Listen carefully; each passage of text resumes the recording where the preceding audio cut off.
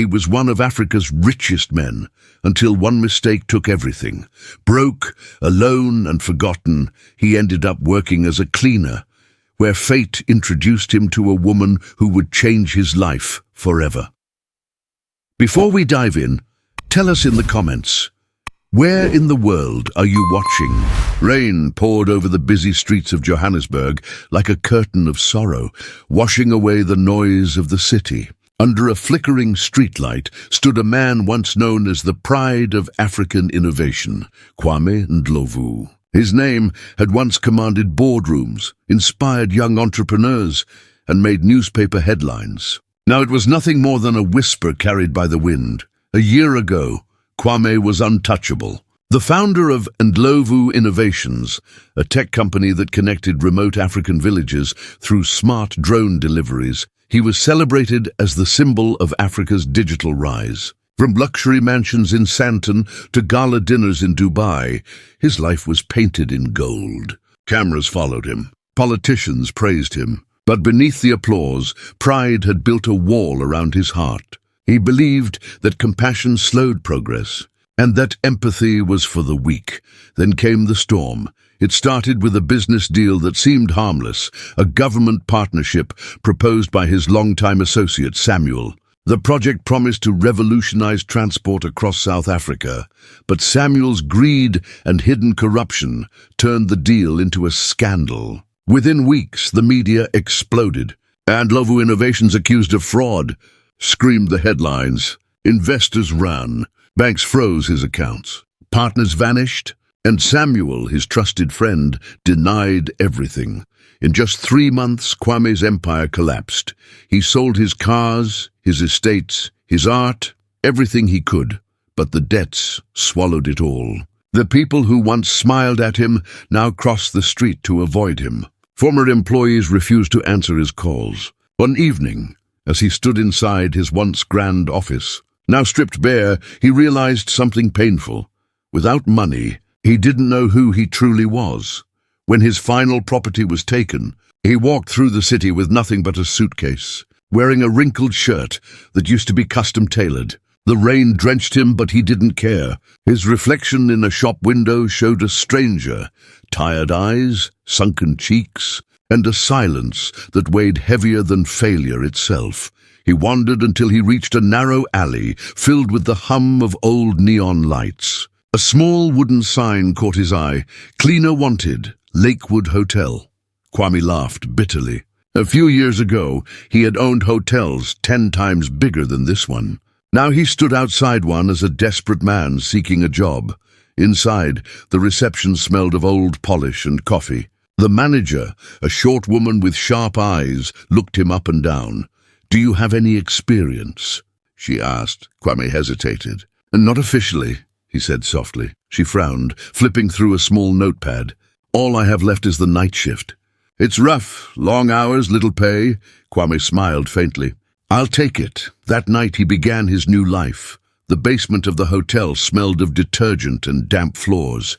The mop handle felt awkward in his hands, the same hands that had once signed million-dollar contracts. His back ached, his shoes were soaked, and every stroke of the mop felt like a reminder of how far he had fallen. But beneath the humiliation, there was something strange, a quiet sense of release. For the first time in years, there were no meetings, no expectations, no cameras, just silence and the sound of his own breathing. As the hours passed, the world above slept. Kwame moved slowly through the empty corridors, cleaning the marble floors that reflected the dim ceiling lights. Around 2 a.m., he heard something unexpected, a soft humming echoing down the hall. It was a woman's voice, warm and soothing, singing an old Zulu lullaby. The tune carried memories of childhood, of his late mother's voice, of peace he hadn't felt in years. He followed the sound to the laundry room. There he saw her, a middle-aged woman with a kind face and tired eyes, folding sheets neatly. Her uniform was faded, her shoes worn, yet there was grace in her movements. She noticed him and smiled gently. "New cleaner, right?" she asked. Kwame nodded. "Yes, first night. Then welcome," she said softly. "It gets easier. The floors may be cold, but the heart can stay warm if you let it." Her words lingered in his mind long after she left. That night, as he sat on a wooden crate in the storage room, Kwame realized something he'd never felt before: humility. He thought about all the people he had dismissed in his old life: the janitors, the waiters, the drivers, people he never even looked at. Now he was one of them. When dawn finally broke, the city outside was waking up to another day of ambition and noise. But in the quiet basement of Lakewood Hotel, a man who had lost everything was beginning to find something far more valuable: himself. As he walked out of the hotel for breakfast, he glanced back at the entrance. The rain had stopped and sunlight touched the wet pavement. He smiled faintly and whispered, "From building empires to cleaning floors. Maybe life's trying to teach me something." And somewhere inside the hotel, the woman with the song, Asha, hummed again, unaware that she was about to change a fallen millionaire's life forever. The morning sun poured through the cracked windows of Lakewood Hotel, illuminating the dust dancing in the air. The city outside was already alive, cars honking, vendors shouting, people chasing time. But deep in the hotel's basement, the world moved slower. It smelled of soap, old wood, and silent endurance. And there, among the buckets and brooms, stood Kwame Ndlovu, once a symbol of success, now a man learning how to begin again. His first few weeks as a cleaner were brutal. His body wasn't built for this kind of work, not anymore. His hands blistered, his back ached, and every night he would collapse on his small mattress in the staff quarters, too tired to even think. Yet he kept showing up. Somewhere inside him, a quiet flame had started to burn. A hunger not for wealth, but for meaning. One night, while scrubbing the marble floor of the hotel lobby, he heard the same gentle humming again, the lullaby that had followed him in his dreams since his first day. He turned and saw her, the woman from the laundry room. She was cleaning a vase, humming softly to herself. "You sing every night," Kwame said, smiling faintly. She looked up, surprised but kind. "It helps the night pass faster," she replied. "Besides, songs keep the heart alive when the world forgets you." She introduced herself, Asha Moyo Dusso. She'd been working at Lakewood for 20 years. She started as a laundry helper when she was just 16. Life had never been easy for her, but her smile never faded. Her husband had died in a construction accident years ago, leaving her with a son who was now studying engineering, or at least trying to. As they worked side by side, Asha showed him the rhythm of the night shift, when to polish, when to rest, and when to quietly watch the sunrise from the hotel's back window. "The world changes color at 5:30, she said one morning, pointing toward the horizon. "If you start your day with gratitude, no pain can win." Kwame found himself listening, really listening, for the first time in years. There was something about Asha's words that broke through the armor he had built around himself. Her simplicity carried more wisdom than the boardrooms he once ruled. Days turned into weeks, and a quiet friendship began to bloom between them. They laughed at the absurdities of guests who complained about wrinkled sheets or missing towels. Sometimes Asha would bring him tea in an old metal cup, and they would sit on the back steps sharing stories. One night, as they rested after a long shift, Kwame asked gently, "Why do you still work so hard, Asha? After all these years?" She looked at the mop in her hands and smiled softly. "Because dreams don't come cheap. My son, Tinashe, he wants to be an engineer. He studies during the day, and I pay his tuition. One day, he'll build things that make life better for people like us. Until then, I'll keep mopping floors if I have to." Her voice was calm, but her eyes told a different story, one of exhaustion, sacrifice, and unspoken pain. Kwame felt a sting in his chest. Here was a woman who had nothing, yet gave everything. That night he couldn't sleep. He sat by the small window of his room, staring at the moon. For the first time, he remembered his mother, how she used to tell him that no success was worth losing your soul. Back then he had laughed it off. Now, her words echoed louder than ever. The next morning, Kwame came to work early. He started fixing small things around the hotel: the flickering lights, the old computer system, even the broken washing machine that everyone had given up on. He didn't tell anyone, not even Asha. It gave him a quiet satisfaction. to make something better again, even in this small world of mops and buckets. Asha noticed. You work like a man trying to fix the world, she teased one evening. Kwame smiled. Maybe I'm just trying to fix myself. Asha chuckled softly. Then start small, Mr. Fixer. Begin with your heart. Her words hit deeper than she knew. Weeks passed. The hotel began to run smoother. Guests started leaving positive reviews. The manager praised the staff for their efficiency, never realizing that it was the new cleaner who had quietly upgraded the system, rewritten the schedule, and improved the workflow. But Kwame didn't crave recognition.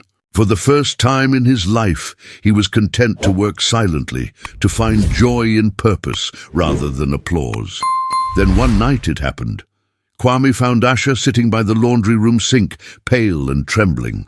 Her hands clutched her stomach, her breathing uneven. Panic struck him. Asha! What's wrong?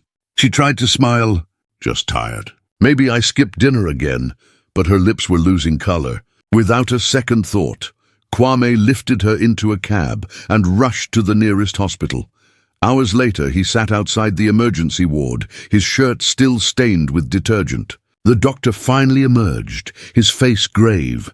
She's stable now, he said, but she's been working beyond her body's limit. Malnutrition, exhaustion, and untreated anemia.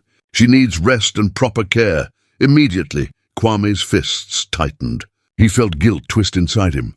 The woman who had shown him kindness, who had given him hope, was breaking under the same weight he once ignored in others. When he visited her the next morning, Asha smiled weakly from her bed. You didn't have to do all this, she whispered. I owe you more than you know, he said. She shook her head softly. No, Kwame, you owe yourself forgiveness. He wanted to tell her who he really was, the man who had once been on magazine covers, who had lost everything. But something stopped him. This wasn't about pride anymore. It was about redemption. Before leaving the hospital, he spoke to the nurse at the counter and quietly paid all of Asha's medical bills with the little savings he had left. As he walked back to the hotel under the rising sun, a plan began to form in his mind. Something bigger than money, bigger than fame. Something that could help people like Asha, people who worked unseen, holding the world together. That night, back in the basement, he sat with his old laptop, the only possession he had managed to keep. He opened a blank screen and began to code, his fingers trembling at first, then finding their rhythm again. The name of the project appeared in the corner of the screen, Ashatek, for the unseen heroes. He smiled quietly, whispering to himself, let's build something that matters. And outside, in the calm of the African night, the city hummed with life, unaware that in the basement of a forgotten hotel, a fallen millionaire had just begun building his second chance. The night had grown quieter than usual in the basement of Lakewood Hotel. The hum of the washing machines had faded, replaced by the soft tapping of keys from a single corner. Kwame sat hunched over his old laptop, the glow of the screen reflecting in his tired eyes. Empty coffee cups surrounded him, and on the screen, lines of code slowly came to life, the foundation of something that would soon change not just his life, but many others too. Days turned into nights, and nights into purpose. Every spare minute after his cleaning shift went into building his project, Ashatek. It wasn't just software. It was an idea born out of pain and gratitude. It was designed to help small hotels manage their operations efficiently, but more importantly, it rewarded employees for consistency and kindness. It gave cleaners, waiters, and workers like Asha recognition for their hard work, something Kwame once took for granted. He worked silently, always careful that no one noticed. The staff thought he was simply a quiet man who liked to sit alone after his shift. Asha, still recovering, would sometimes find him staring at his laptop during breaks. What are you working on? She asked one evening. Kwame smiled faintly. Just a small idea. Another invention? She teased gently. He looked up at her, surprised. Why do you think that? Because your eyes, she said. They don't look at things like a cleaner's eyes do. They look like someone who sees possibilities where others see endings. He laughed softly. Maybe you're right, Asha, but sometimes you have to start again from the bottom to see what really matters. Asha's health improved slowly, though she still looked fragile. Kwame made sure she had proper meals, convincing the hotel kitchen to send her leftovers from guests' dinners. She always thanked him, never suspecting that he was paying for them himself. In his secret hours, Kwame tested his program using the hotel's outdated computer system. The first version was clumsy, full of errors, but he refused to give up. The same determination that once built empires now burned for something simpler, dignity for workers who were never seen. Weeks later, when the software finally began to work, he quietly implemented it without telling anyone. He adjusted the cleaning schedules, optimized the staff rotation, and created a system that automatically sent appreciation notes from the management to hardworking employees. Within a month, productivity rose. Guests noticed the change. The hotel began receiving 5-star reviews again, something that hadn't happened in years. The manager couldn't understand how everything had suddenly improved. "It's like someone breathed new life into this place," she murmured to herself one evening, flipping through the reports. And in a way, someone had. A man who had once lost everything, but found a purpose hidden under layers of humility. Then something unexpected happened. A young journalist named Naledi Dubé, who was staying at the hotel for a travel column, began noticing the difference too. She was curious about how a small, struggling hotel had suddenly turned into one of the cleanest, most efficient spots in Johannesburg. One night, she saw Kwame mopping the floors long after everyone had gone. His quiet concentration caught her attention. "You work hard," she said, walking up to him. Kwame looked up a little startled.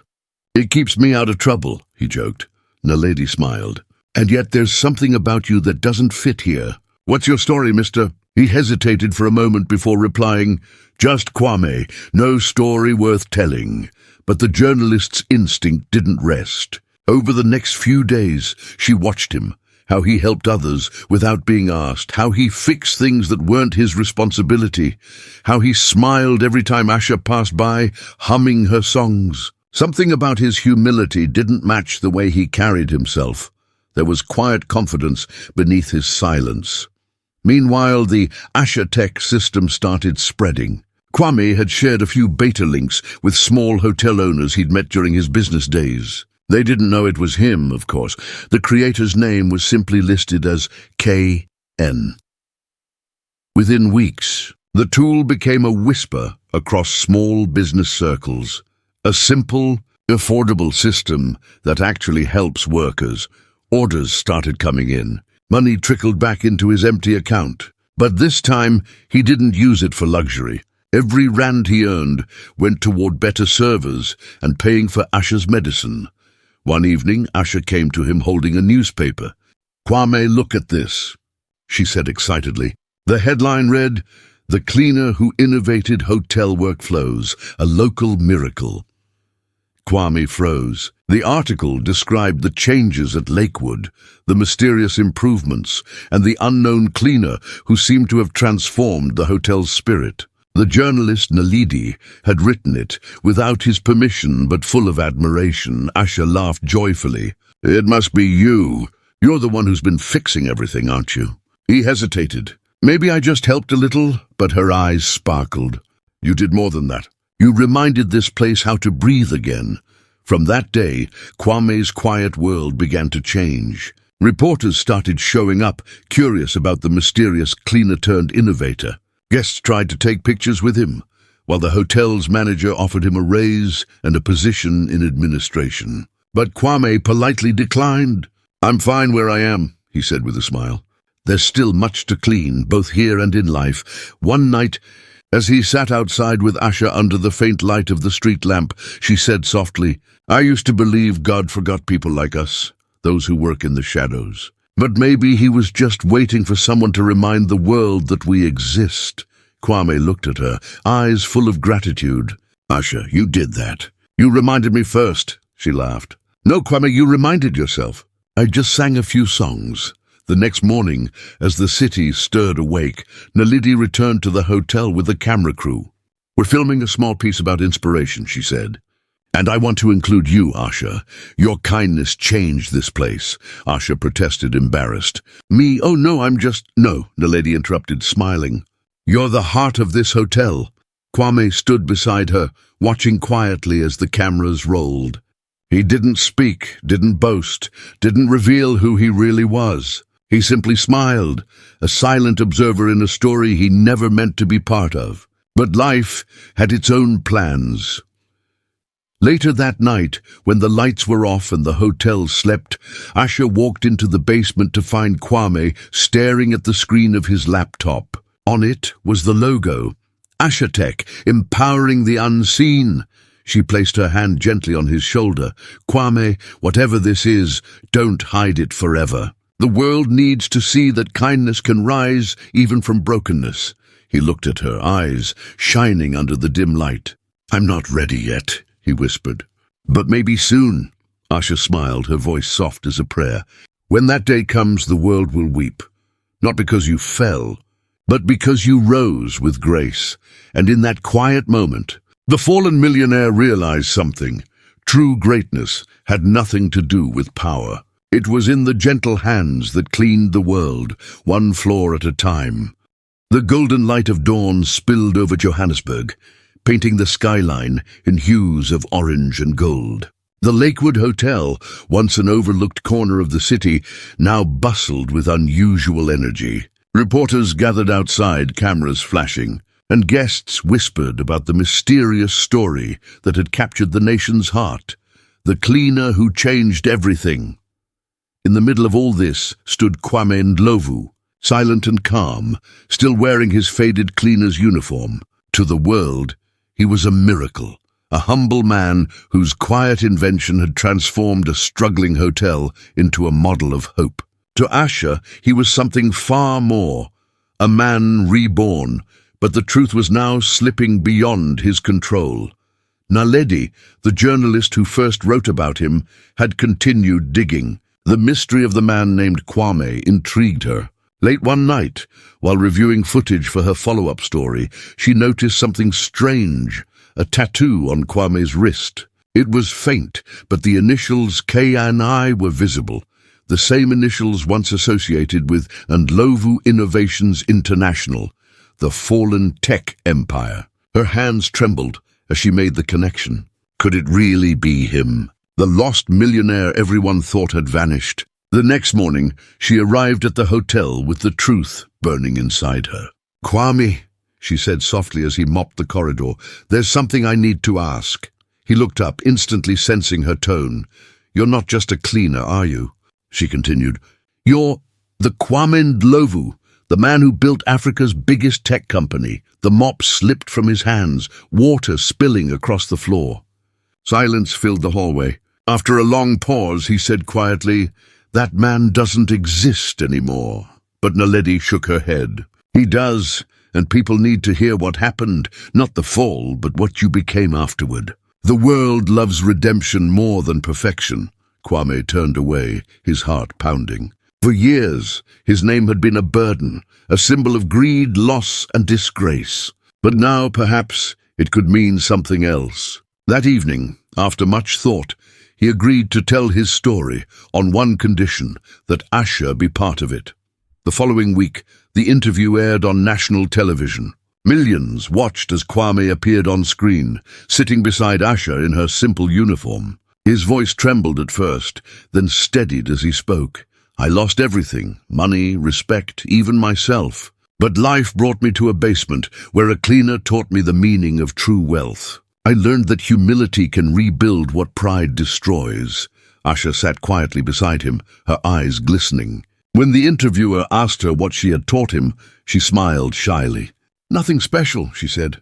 "I just reminded him that the heart works better when it's not heavy with pride." The nation was moved. Within days, news outlets across Africa and beyond began covering the story of the African millionaire who became a cleaner. Instead of mockery, it inspired millions. People saw themselves in his failure and in his rebirth.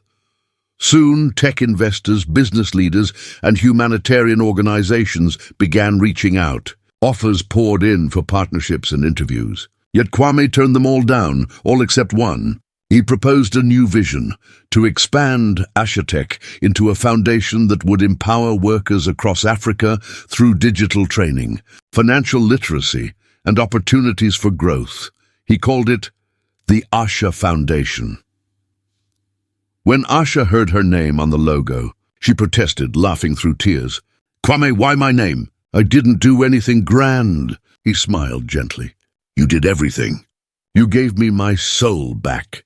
The foundation's first building opened 6 months later in the same neighborhood where Lakewood Hotel stood. Its walls were painted bright yellow, the color of morning hope. On the opening day, hundreds of cleaners, drivers, waiters, and low-income workers gathered. Cameras flashed, speeches were made, but the most powerful moment came when Asha stepped to the podium.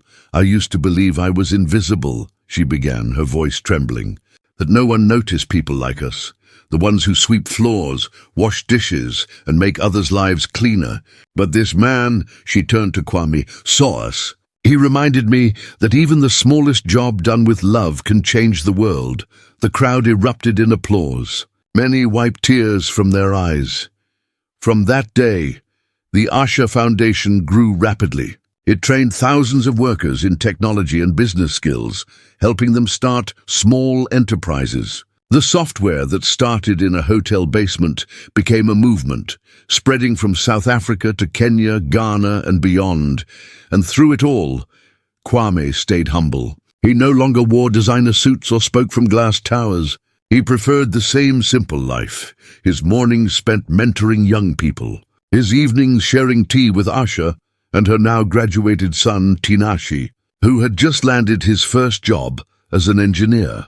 One evening, after a long day at the foundation, Asha walked into Kwame's office carrying a small wooden plaque. "For your wall," she said with a smile. He took it curiously and read the words engraved in gold. "Happiness begins where pride ends." Kwame froze, emotion rising in his chest. It was the same phrase she'd once told him during a late-night cleaning shift. He placed the plaque on the wall above his desk and whispered, "You were right, Asha. That's where everything truly began." As the sun set outside the foundation's glass windows, its golden light touched the faces of the people walking through the doors, men and women who once felt invisible, now full of hope. Kwame stood quietly, watching them with tears in his eyes. He thought about how life had taken everything from him, only to give him something far greater, purpose. The next morning, before the day's rush began, he stepped outside and looked at the city that had once broken him. The air was crisp, the sky endless. Asha joined him, holding 2 cups of tea. "Still dreaming big?" she asked playfully. He smiled. "Bigger than ever. But this time, it's not about building empires, it's about building people." She laughed softly. "Then we're exactly where we're meant to be." They stood there in silence, side by side, the fallen millionaire and the cleaner who lifted him, watching as a new day rose over Africa, brighter and more beautiful than ever before. And as the camera slowly fades out for the audience, the narrator's voice whispers gently, "Sometimes life breaks you to rebuild you stronger. Sometimes the richest souls are found in the humblest hearts." Before we dive in, tell us in the comments, where in the world are you watching this from?